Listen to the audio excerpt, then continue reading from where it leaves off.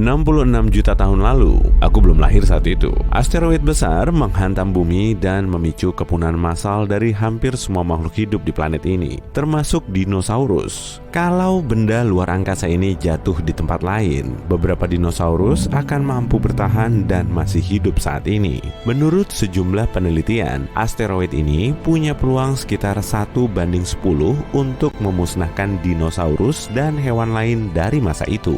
Asteroid ini punya kemungkinan lebih besar untuk menabrak tanah tanpa konsekuensi destruktif yang terlalu parah. Untuk memahami bagaimana hasilnya jika tempat benturan ini terjadi di titik lain, kita perlu mencari tahu apa yang terjadi pada hari itu dan kenapa bencana ini menjadi sangat menghancurkan. Batu antariksa besar ini jatuh ke wilayah pesisir semenanjung Yucatan di Meksiko. Benturan ini menyebabkan reaksi berantai yang memicu bencana alam di seluruh dunia. Tempat asteroid jatuh ini disebut Kawah Chicxulub. Sekarang, setengah dari area ini berada di bawah air. Diameter asteroid sekitar 12 km dan bergerak dengan kecepatan sekitar 43.000 km per jam. Batu ini yang lebih besar dibanding Gunung Everest melesat ke bumi dengan kecepatan 40 kali lipatnya kecepatan suara. Wow! Energi yang dilepaskan saat benturan sama kuatnya dengan ledakan sekitar 10 miliar bom atom. Dan kekuatan destruktif dari gelombang ledakannya hanyalah salah satu dari beberapa dampak bencana ini. Asteroid ini kebetulan jatuh di salah satu tempat terburuk. Dan karena cara jatuhnya, asteroid ini membuat banyak debu naik ke udara. Bayangkan kamu melompat ke air seperti atlet profesional, yaitu secara vertikal, sehingga tidak banyak percikan yang keluar. Dan sekarang bayangkan berapa banyak percikan air yang keluar saat kamu melompat ke kolam seperti bola meriam. Nah, asteroid ini masuk ke air dengan cara bola meriam. Bencana kedua yang disebabkan asteroid ini adalah jelaga. Sebagian kecil dari permukaan bumi terbentuk dari bebatuan. Di masa itu, cuma sebagian kecil dari bagian ini yang kaya akan minyak dan sulfur. Asteroid membakar dan mengangkat banyak jelaga ke udara yang cukup untuk mengisi stadion bisbol indoor. Menurut penelitian, di masa 60 juta tahun lalu, cuma 13% permukaan seluruh planet ini saja yang bisa berisi jumlah bahan organik yang diperlukan untuk pembentukan volume jelaga sebesar ini. Oleh karena itu, tempat ini dianggap yang terburuk. Kalau bencana ini terjadi di 87% wilayah lainnya, dinosaurus mungkin masih hidup saat ini. Awan besar jelaga dan karbon dioksida naik ke udara dan menutupi matahari. Jelaga ini mengubah langit menjadi abu-abu dan menghalangi sebagian sinar matahari. Ini menyebabkan suhu di seluruh bumi menurun dengan cepat. Bumi seperti diselimuti tudung abu-abu. Banyak tanaman dan hewan tidak bisa bertahan dari udara dingin yang datang tiba-tiba ini. Pepohonan mulai layu karena kurangnya cahaya matahari. Proses fotosintesis terganggu. Udara dingin dan layunya pohon menyebabkan bencana lain, yaitu kelaparan global. Herbivora tidak bisa bertahan karena kehilangan hampir semua makanannya. Tanaman, bunga, dan pohon tidak mampu bertahan dari bencana ini. Kehancuran ini menyebar jauh melampaui titik benturan asteroid. Partikel debu panas, pecahan asteroid, dan serpihan batu kecil jatuh ke dataran di semua benua dan menyebabkan kebakaran hutan berskala besar. Pohon yang terbakar menghasilkan lebih banyak jelaga ke udara, membuat situasinya makin buruk. Asteroid besar ini membawa logam berat dengan tingkat toksisitas tinggi dari luar angkasa. Peluburan zat-zat selama tabrakan ini memicu badai api. Asteroid ini bukan hanya menabrak dataran benua, tapi juga air, yang memicu tsunami besar. Tapi itu bukan bagian terburuknya. Dasar laut penuh dengan sulfat, dan ketika energi asteroid membakarnya, pelepasan asam sulfat ke atmosfer pun terjadi. Awan asam ini bercampur dengan awan jelaga dan mulai menyebar ke seluruh langit. Partikel batuan panas jatuh ke tanah layaknya hujan api. Hujan asam pun terjadi karena belerang. Semua ini berlangsung selama beberapa hari hingga hewan-hewan tidak mampu bertahan hidup. Hujan asam meracuni air di sungai, danau, dan lautan. Asam menghancurkan apapun yang tidak terbakar. Sebagian awan menghancurkan tanah, sementara yang lainnya ke lautan. Situasi pun makin memburuk karena tetesan sulfur memusnahkan sejumlah besar rumput laut dan fitoplankton. Lautan menghasilkan hampir setengah dari semua cadangan oksigen di planet kita. Di hari-hari itu, makhluk laut yang hidup di bagian atas laut musnah. Penyebabnya bukan gelombang ledakan, melainkan kurangnya sinar matahari, serta tingginya asam, kegelapan, dan suhu dingin yang menjadi alasan utama kepunahan dinosaurus. Tapi meski sejumlah kadal selamat dari kebakaran dan belerang, mereka menghadapi bencana di laut. Dampak asteroid ini menyebabkan tsunami berskala besar di seluruh planet. Tinggi gelombang tsunami pertama sekitar 1,5 km. Itu hampir 3 kali lebih tinggi dibanding gedung Empire State. Miliaran galon air bergerak dengan kecepatan 145 km per jam. Ombak sekuat ini dapat dengan mudah menghancurkan setengah New York saat ini. Meteorit yang jatuh menciptakan serangkaian ombak setinggi 16 meter. Dinding air besar seukuran gedung 5 lantai menabrak pantai dan menghancurkan semua yang ada di hadapannya. Kurangnya sinar matahari, penurunan suhu, hujan asam dan api, berkurangnya produksi oksigen, kebakaran hutan, tsunami raksasa, dan gelombang ledakan dengan kekuatan 1 miliar bom atom. Semua ini mengurangi keanekaragaman hayati bumi hingga 75%, dan perubahan iklim pun pasti terjadi. Bumi sudah pernah dihantam asteroid raksasa, tapi tidak pernah menyebabkan bencana di seluruh planet seperti ini. Bagaimana jika asteroid ini jatuh ke tempat lain? Katakanlah hutan, jauh dari air, dan medan pegunungan, ini akan menyebabkan kebakaran parah. Awan hitam abu besar akan naik ke langit dan menghalangi sinar matahari. Tapi hujan asam atau api mungkin tak akan terjadi. Sebagian besar spesies planet ini bisa selamat dari bencana itu. Bagaimana jika meteorit itu jatuh di suatu tempat di antara es dan salju? Peningkatan suhu akan terjadi secara cepat di seluruh bumi. Tsunami besar akan menenggelamkan sebagian besar daratan. Namun, abu dan sulfur dioksida takkan memenuhi langit. Hujan asam tak akan sampai ke laut. Banyak makhluk laut bisa bertahan dan hidup hingga saat ini. Dinosaurus yang jauh dari lautan pun tak akan menyadari jatuhnya meteorit ini sama sekali. Mungkin peristiwa yang paling mengerikan akan terjadi jika meteorit jatuh di gunung berapi aktif. Ini akan memicu pelepasan lava terbesar dalam sejarah. Gempa bumi destruktif akan terjadi dan seluruh langit akan ditutupi abu vulkanis. Bagaimana jika meteorit itu menabrak gurun? Berjuta-juta ton pasir akan terbakar dan berubah menjadi kaca. Bayangkan gimana jadinya kalau ada bukit kaca yang makin memanaskan planet kita. Dan kita bisa menggali sisa-sisa kadal kuno yang terawetkan dari kaca ini. Intinya, ada banyak skenario bencana yang berbeda-beda. Dan sayangnya, yang terburuk menimpa para dinosaurus. Dinosaurus kemungkinan tak akan kembali. Meski begitu, mungkin mereka bisa dilahirkan kembali. Para ilmuwan terinspirasi oleh ide dari film Hollywood terkenal. Mereka ingin menemukan nyamuk yang terjebak di dalam batu ambar. Mereka akan mengekstrak DNA dinosaurus dari sana. Tapi ada kendalanya. Sampel DNA tertua yang bisa ditemukan berusia 1 juta tahun. Dinosaurus punah sekitar 66 juta tahun lalu. Selain itu, DNA sangatlah rapuh. Kemungkinan DNA dapat bertahan utuh di suatu tempat untuk waktu selama ini sangatlah kecil. Jadi, alih-alih mencari DNA dinosaurus kuno, para ilmuwan memutuskan untuk mengambil DNA dari nenek moyang terdekat para kadal ini, yaitu burung. Selama jutaan tahun evolusi, cakar dinosaurus mungkin berubah menjadi sayap, dan mulut panjangnya mungkin menjadi paruh. Pelikan sangat mirip dengan Pterodactyl, burung unta mirip Velociraptor, dan ayam mirip T-Rex. Oke, mari berhenti sejenak dan bayangkan ayam seukuran T-Rex. Hei, ngapain lihat-lihat? Ayam diakui sebagai kerabat terdekat kadal besar itu. Kalau bulunya dihilangkan, ganti dengan sisik. Berikan mulut bergigi alih-alih paruh, dan pasang ekor panjang, maka kamu akan mendapatkan T-Rex mini dengan struktur dan gerakan tubuh serupa. Jauh di dalam DNA-nya ada gen serupa yang dimiliki sang predator tangguh. Dengan bantuan rekayasa genetika, para ilmuwan berencana untuk coba-coba dengan DNA ini dan mencoba memutar balik evolusi, yang artinya menciptakan dinosaurus bisa menjadi kenyataan. Tapi hati-hati ya, awas digigit. Kita lagi bepergian ke masa lalu sekarang. Dulu ini sulit. Kita terbang melintasi abad pertengahan, peradaban manusia yang pertama, nenek moyang purba dari manusia pertama, dinosaurus, hewan darat pertama, makhluk laut purba, dan seterusnya menuju ke awal semua masa. Dan itu dia, nebula ini adalah tata surya kita. Saat ini baru berupa awan debu warna-warni yang tersusun atas hidrogen dan helium yang berputar-putar. Awan ini sudah mulai menyusut dan makin padat.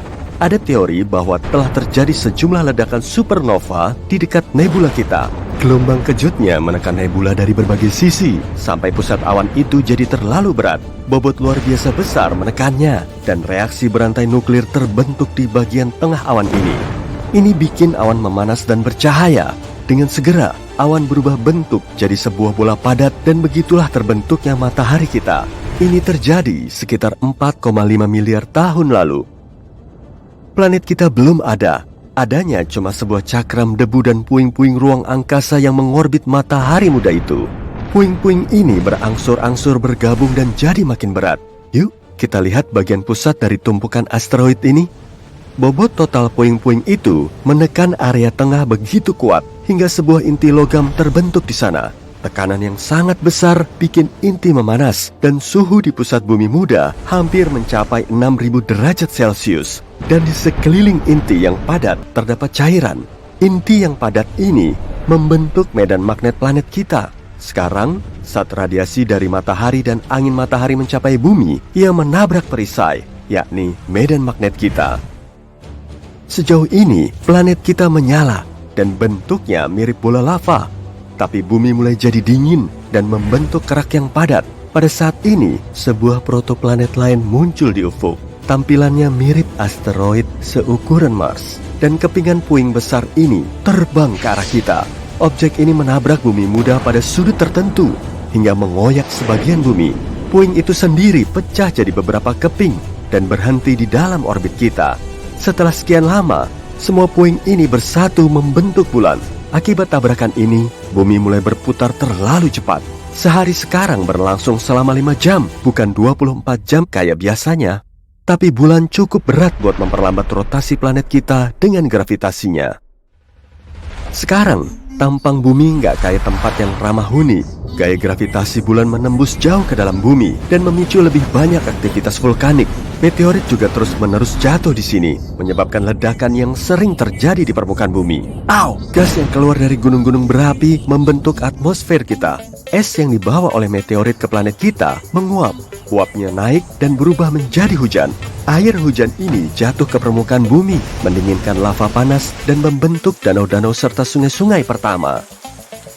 Selama beberapa ratus juta tahun ke depan, bumi mirip permukaan Venus. Bumi masih berupa tempat tanpa kehidupan dengan banyak gunung berapi, hujan asam, dan tidak ada oksigen untuk bernapas. Matahari belum seterang sekarang. Ditambah, sinar matahari hampir nggak bisa menembus bertonton abu vulkanik di atmosfer.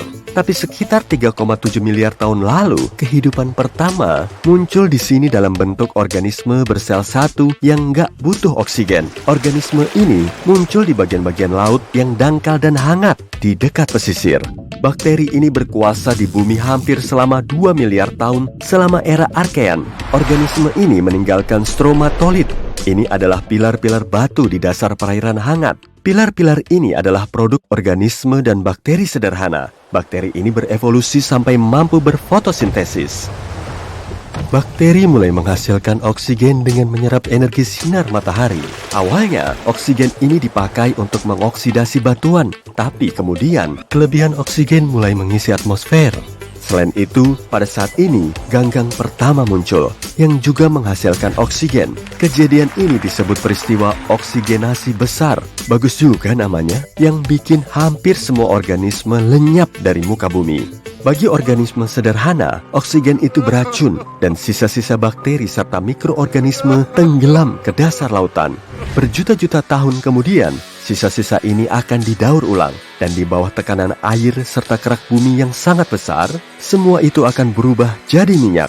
Era Archean berakhir dengan bencana sekitar 2,5 miliar tahun lalu. Di saat yang sama, berbagai benua terbentuk di bumi, yang nantinya akan hanyut di lautan dunia kayak puzzle dan membentuk sebuah super benua. Tapi untuk sekarang, metana dan karbon dioksida masih menjadi sebagian besar penyusun atmosfer. Kedua gas itu menyebabkan efek rumah kaca dan naiknya suhu di bumi. Tapi kemudian oksigen menghentikan efek rumah kaca dan suhu di atas planet kita turun. Dimulailah zaman es yang disebut glasiasi Huron dan berlangsung dari 2,4 sampai 2,1 miliar tahun lalu. Ilmuwan berspekulasi bahwa planet kita hampir seluruhnya tertutup es pada saat itu, bahkan di khatulistiwa yang panas. Ini adalah perubahan besar, mengingat 2 miliar tahun lalu, planet kita masih kayak bola lava, tapi sekarang kayak balok es. Bumi pada periode glasiasi Huron lebih mirip Eropa, satelit Jupiter. Di sana juga terdapat kerak es tebal, dan di bawahnya ada lautan cair yang dipanaskan oleh intinya. Evolusi matahari menyelamatkan planet kita. Sejak terbentuk 4,5 miliar tahun lalu, matahari makin besar dan makin panas. Jadi, setelah 300 juta tahun zaman es, bumi mulai menghangat. Tapi hampir semua kehidupan di sana telah punah dan evolusi harus berulang lagi.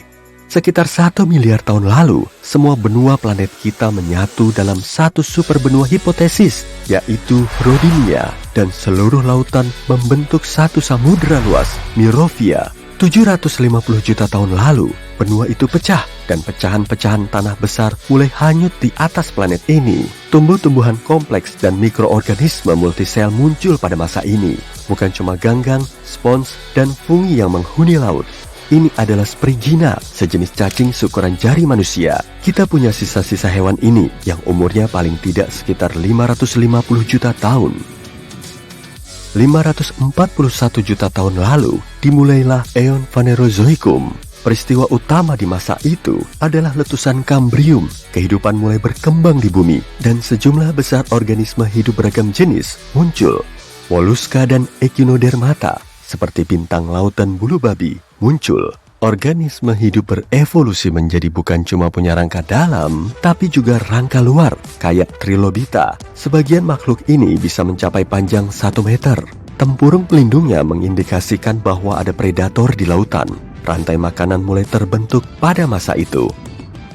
Di saat yang sama, benua-benua yang hanyut itu menyatu lagi. Bentuk super benua yang ini beda dan diberi nama Pannotia. Kemudian, benua-benua ini akan hanyut lagi dan mulai saling bertabrakan. Ini menyebabkan terbentuknya rangkaian pegunungan. Lalu, benua-benua itu menyatu lagi untuk terakhir kali dan membentuk super benua raksasa, Pangea, sekitar 335 juta tahun lalu.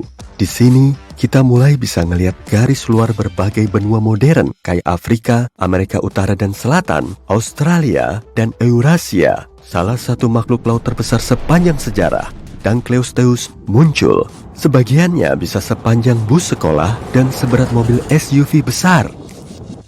Daratan beriklim hangat dan lembab. Ini mendorong paku-pakuan dan tumbuhan lain tumbuh lebih pesat. Sebagian di antaranya bisa setinggi bangunan 3 lantai. Dan untuk pertama kalinya dalam sejarah bumi, beberapa hewan ninggalin laut serta berpindah ke darat, kayak Elgriner Peton dan Ichthyostega. Tapi awalnya, hewan-hewan itu cuma hidup di pesisir, sebab kulitnya belum beradaptasi terhadap sinar matahari yang konstan.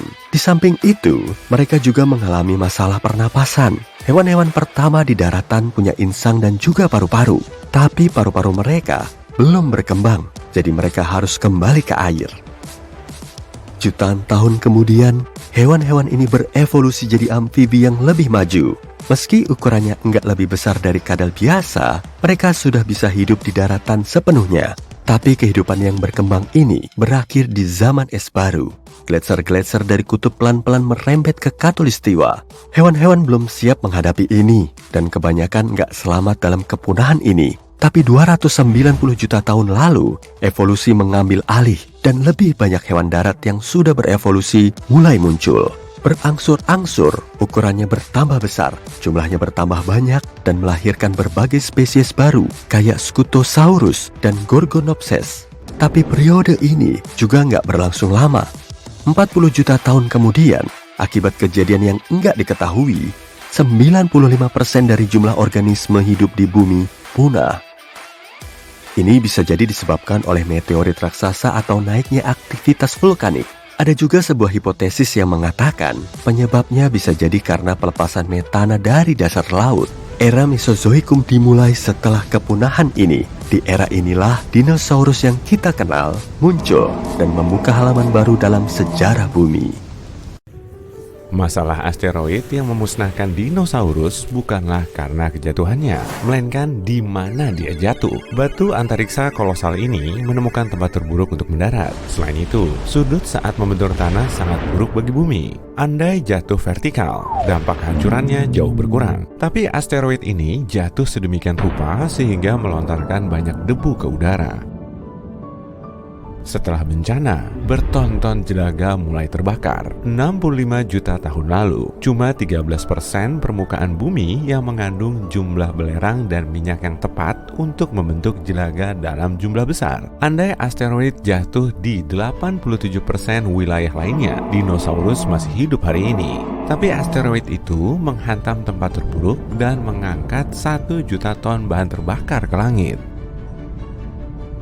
Awan partikel pijar menutupi langit dan memulai perjalanan melintasi daratan utama. Kemudian, partikel-partikel ini mengendap di tanah dan menyebabkan kebakaran skala besar. Pohon-pohon terbakar dan mengirimkan lebih banyak jelaga ke langit. Namun, asteroid itu bukan cuma bertabrakan dengan batu, tapi juga jatuh di pantai tempat yang dasar lautnya dipenuhi sulfat. Akibat tabrakan itu, semua mulai terbakar, sehingga melepaskan asam sulfat ke atmosfer. Udara menjadi beracun. Tampaknya, dinosaurus tak punya kesempatan. Mari bayangkan asteroid itu jatuh di tempat lain, di suatu tempat di tengah lautan. Ombak besar akan membanjiri sebagian daratan, tapi hampir semua jenis dinosaurus bisa selamat, atau bahkan lebih baik, batu itu bisa saja jatuh di suatu tempat di gurun dan cuma meninggalkan kawah raksasa. Dinosaurus malang yang sedang lewat memang tak akan selamat, tapi situasinya tak akan terlalu kritis secara umum. Jadi, keadaan raksasa akan tetap dominan di bumi. Mereka tak akan mengizinkan hewan lain berkembang karena Tyrannosaurus dan reptil ganas lainnya berburu mamut dan makhluk purba. Populasi mamalia makin berkurang. Velociraptor berebut wilayah dengan kucing bergigi pedang dan beruang raksasa. Perjuangan bertahan hidup antara dinosaurus dan hewan lain pun dimulai. Kemudian, zaman es datang, sehingga beberapa reptil tak bisa bertahan hidup. Lalu, pemain baru memasuki arena. Mereka adalah nenek moyang awal manusia. Hidup berdampingan dengan dinosaurus itu sulit. Kadal menyerang pemukiman dan gua, sehingga manusia harus membangun tembok tinggi untuk berlindung. Tyrannosaurus menimbulkan lebih sedikit bahaya bagi manusia dibanding yang kita kira. Menurut penelitian terbaru, banyak makhluk bisa melarikan diri dari monster ini. Yap, kamu mungkin melihat mereka dengan mudah mengejar mobil di film, tapi mereka tak semenakutkan itu di kehidupan nyata. Ahli paleontologi dan biologi telah menganalisis kekuatan tulang dinosaurus dan menemukan bahwa T-Rex tak bisa berlari cepat. Kecepatan maksimal mereka adalah berlari 2 kali lebih lambat dari atlet lari. Ribuan tahun telah berlalu, manusia telah belajar untuk hidup dengan dinosaurus dan bahkan berhasil menjinakkan beberapa kadal. Mereka telah menjinakkan dinosaurus herbivora untuk mengembangkan pertanian. Triceratops dan kerbau sekarang membajak ladang bersama. Bayangkan peternakan yang dipenuhi Diplodocus atau Brachiosaurus. Manusia memanjat leher panjang hewan-hewan itu dan memetik buah dari pepohonan tinggi. Stegosaurus melindungi padang rumput dari serigala dan Velociraptor. Dinosaurus bercangkang seperti Ankylosaurus membantu manusia melintasi gurun. Mereka bersama unta dan keledai membawa beban berat. Manusia berbagi planet ini dengan kadal purba dan hidup harmonis. Situasi di laut dan samudra jauh lebih buruk. Reptil laut menyerang kapal kayu dan memakan semua ikan. Bayangkan kamu berlayar ke benua lain dengan bertonton biji-bijian, kain, bulu, dan barang lainnya. Kemudian, Mosasaurus raksasa muncul di cakrawala. Ini salah satu kadal laut terkuat. Hiu putih besar terlihat seperti ikan kecil di sebelahnya. Makhluk itu bisa dengan mudah mengalahkan Megalodon. Kemudian dia menemukan kapal kayu. Dia menggigit geladak dan menarik seluruh perahu ke bawah air. Dinosaurus air adalah kendala utama komunikasi antar negara. Ini memperlambat kemajuan selama 100 tahun. Manusia membangun kapal logam untuk menahan serangan Mosasaurus. Akhirnya, mereka berhasil membangun koneksi laut. Masalah serupa terjadi saat pesawat pertama lepas landas ke langit. Bayangkan kamu terbang naik Boeing penumpang. Saat melihat keluar jendela, kamu melihat pterodaktil. Bentar, mana mungkin? Kadal bersayap ini tidak begitu cepat, tapi mereka bisa mengejar helikopter atau biplan jadul. Hal ini menimbulkan ancaman serius bagi penerbangan. Jadi, manusia memasang sistem perlindungan suara di tiap pesawat. Pterodaktil mendengar ultrasonik yang menyebalkan dari kejauhan dan terbang sejauh mungkin darinya. Manusia melengkapi kapal selam dan kapal layar dengan pelindung suara yang sama. Setelah manusia belajar cara mempertahankan diri dari dinosaurus, masalah lain muncul. Kadal adalah rajanya satwa liar. Jadi, mereka menggantikan semua spesies hewan lainnya. Dinosaurus berlari ke sabana Afrika dan kadal berbulu hidup di hutan musim dingin. Singa, serigala, dan beruang bukanlah penguasa alam liar. Badak bertarung dengan Parasaurolophus. Stegosaurus menyerang kuda Nil dan mengambil wilayah mereka. Dinosaurus berbisa hidup di hutan. Kadal yang bisa memanjat pohon menakuti monyet. Bayangkan kera reptil melompat dari satu cabang ke cabang lainnya. Untuk menyelamatkan hewan biasa dari kepunahan, manusia harus mengendalikan populasi reptil predator. Cagar alam muncul di semua negara. Manusia mengangkut dinosaurus ke sana dan memisahkan mereka dari satwa liar lainnya. Dinosaurus tampaknya benar-benar terkendali. Saat bahaya yang disebabkan reptil raksasa berlalu, manusia mulai membiarkan kadal kecil yang tidak berbahaya. Ada yang membeli bunglon, dan ada juga yang menyimpan Microceratus di rumah. Ada pameran dinosaurus. Orang-orang membawa makhluk ini berjalan-jalan seperti anjing. Beberapa orang asyik selfie dengan reptil, berbelanja, dan duduk di kafe bersama kadal kecil. Dinosaurus tidak seram lagi. Mereka agak imut. Manusia menunggang kuda, unta, Parasaurolophus, dan Pachycephalosaurus. Tentu saja banyak orang mencoba menjinakkan Velociraptor, tapi gagal. Mereka reptil berbahaya dan tidak tahu cara patuh. Menjinakkan mereka hampir sama sulitnya dengan menjinakkan buaya. Tapi anjing dan kucing masih lebih populer karena mereka lebih cerdas. Otak dinosaurus hampir sama dengan otak ayam. Tapi siapa tahu, jika mereka hidup sampai hari ini, mungkin mereka akan berevolusi menjadi makhluk yang lebih pintar. Bayangkan saja jika dinosaurus itu cerdas. Kalau itu yang terjadi, manusia punya masalah besar. Beberapa ilmuwan berpikir meski meteorit itu tidak memusnahkan dinosaurus, mereka tak akan bertahan sampai hari ini. Mereka perlu membawa beban kolosal mereka sendiri setiap saat, yaitu beban yang sangat besar di tulang dan persendian mereka. Kebanyakan dinosaurus tak akan mampu bertahan di zaman es dengan karakteristik seperti itu. Tapi kadal yang lebih kecil mungkin berhasil. Dinosaurus yang cepat dan gesit seperti Velociraptor dan Pachycephalosaurus akan bertahan. Tapi bagaimana bentuknya? Mungkinkah dinosaurus berevolusi menjadi makhluk lain? Lihatlah ayam ini. Banyak ilmuwan meyakini itu keturunan langsung Tyrannosaurus yang tangguh. Di suatu tempat jauh di dalam DNA burung, ada gen yang dimiliki dinosaurus. Yap, sulit dipercaya memang.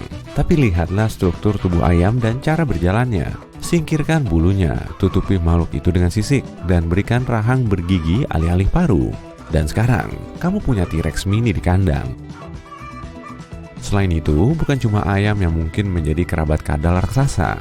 Banyak burung adalah keturunan hidup dinosaurus. Anehnya, aligator, ular, buaya, dan biawak tidak lebih dekat dengan para reptil purba dibandingkan pelikan, bangau, dan makhluk terbang lainnya. Selama jutaan tahun evolusi, cakar dinosaurus berubah menjadi sayap dan rahang memanjang bergigi mereka berubah menjadi paruh. Genetika burung adalah kunci memahami dinosaurus. Pelikan mirip pterodaktil, burung unta mirip Velociraptor. Mungkin banyak hewan lain juga berbagi sejumlah gen dengan kadal purba. Jika meteorit itu tidak jatuh, dinosaurus akan berevolusi menjadi makhluk yang jauh berbeda dan